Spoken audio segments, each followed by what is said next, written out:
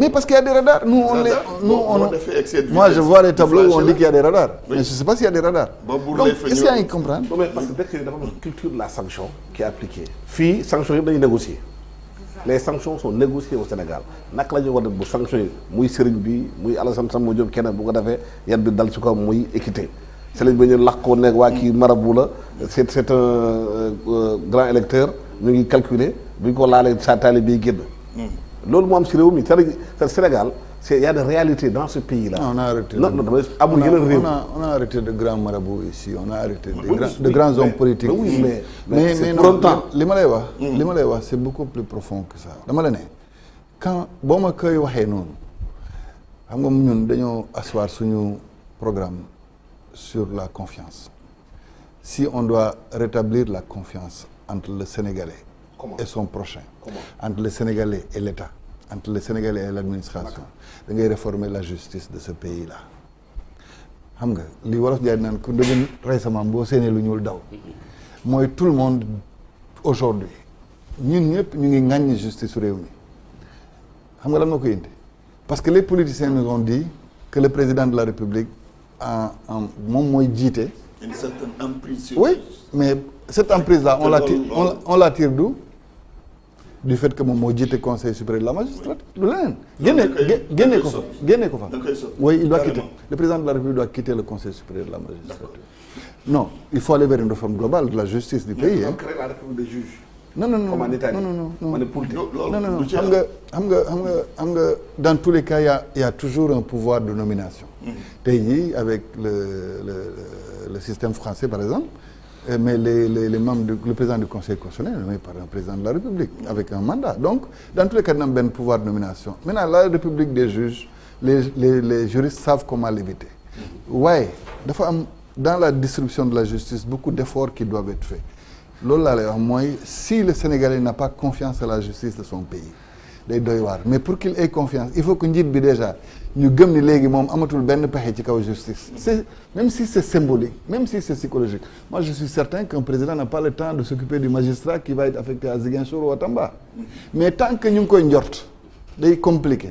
Génnee ci président nga génnee ko ci système modernisation ci réforme bi nga génnee ci le ministre de la justice.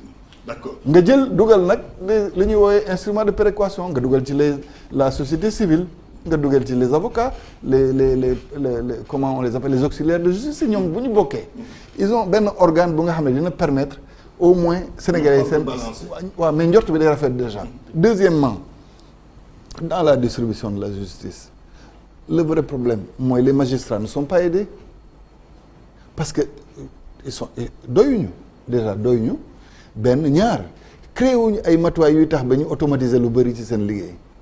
Donc léegi le travail s'amoncelle mooy liggéey bi day bëri mooy indi toutes les détentions préventives ak les drames humains que les gens vivent. Donc da ngay ñeme d'abord réformer justice boo ko réformer ba sénégalais bi xam ni mun na wóolu justice su réewam dina moytu jalgati yoon. D'accord léegi jalgati yoon yaa ngi waxu justice yaa ngi wax xelu nit ñi yàqu ci justice alors que ça peut ne pas être le cas pour pas mal de dossiers mais dossier Cour des comptes ba mu teg ci kaw table justice ba léegi sénégalais yaa ngi xaar mais ñu leeral leen ci mbir mi lan mooy sa xalaat ci lenteuru dossier boobu mooy les 1000 milliards de la Covid.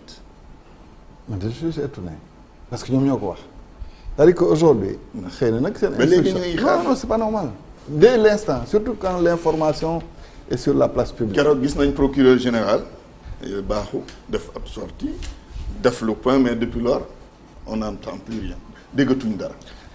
mais xam nga bëgg nañ xam na reddition des comptes. waaw dafa war a nekk lu ñu inscrire ci mœurs politique réew mi dafa am solo. xam nga lu tax politique mënul nekk ascenseur social. politique mënul nekk ascenseur social pour mu bañ ko nekk le rapport entre le denier public et le politique doit être clair. xam nga ñun bu ñu demee ci suñu programme ba di proposer ni dina am incompatibilité de fonction en tout cas avec la fonction politique de certaines directions générales de ce pays-là avec la politique il faut que aussi nga protéger le politique parce que boo nekkee directeur général port mais bu dee yaa ngi politique il faut nga jël emploi même boo leen soxlawul ngay def loolu moo lay indil coono mais bu ñu waxee ni le directeur général du port ne peut pas faire de la politique da ngay permettre ñu soulager xam nga y a beaucoup de sujets yi nga xam ne aujourd'hui sur la reddition des comptes moom je pense que dans tous les cas xam nga guddal jël dafa am li ñuy wax guddal jël mooy boo ko tardalee tôt ou tard dina am. mais est-ce que loolu amul paradoxe yow nekkoon nga directeur général des impôts yaa ngi doon politique nag CDC yaa ngi doon politique. oui lan moo tax bañu woon loolu. mais daan nga jël ay. ndax bañu woon def politique en disant yow poste bi nga yore. bi may politique nekkuma fa woon.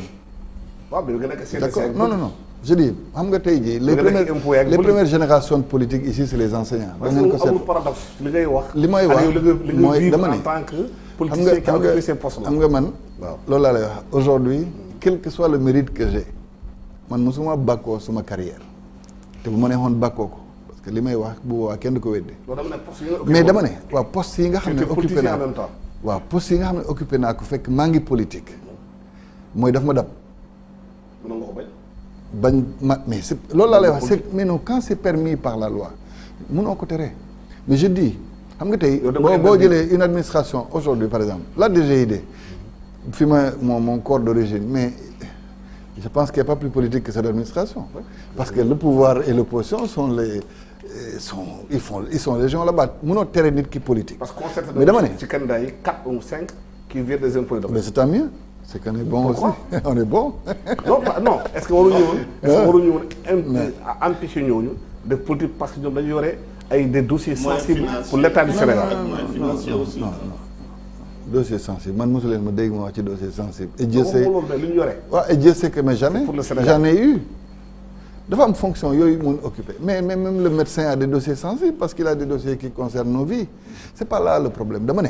yenn administration yi c'est pas toutes les administrations il faut que ñu créer tout ça c'est pour rétablir le rapport de confiance xam nga lan moo grave mooy waaw defoon nga ko démb lu tax nga bëgg ko bañ tey non ñun ñoo d'accord ni il y a un divorce entre les Sénégalais et l'État et entre les Sénégalais et les politiques li ko indi mooy dañuy confondre parfois politicien bi ak poste bu muy occuper mais nañ ko dindi bu ñu toogee di confondre état du Sénégal ak président de la République ak dans la distribution de la justice da nga dindi tuuma boobu da ngay dindi tuuma yi bu ñu waruñu nangu ne way amoon na fi pourquoi nga bëgg ko dindi déedéet dafa am d'accorduñu ci bëggatuñ ko parce que sénégalais yi ñoo ko bëggul bu dee bëgguñu ko nañ ko dindi résolument après ñu avancer ci leneen. sénégalais bëgguñu ko da nga ko teg say mesures da nga def enquête bi nga def ou da nga def sondage ou da nga teg ci li xamante ne c'est sur des trucs précis. est-ce que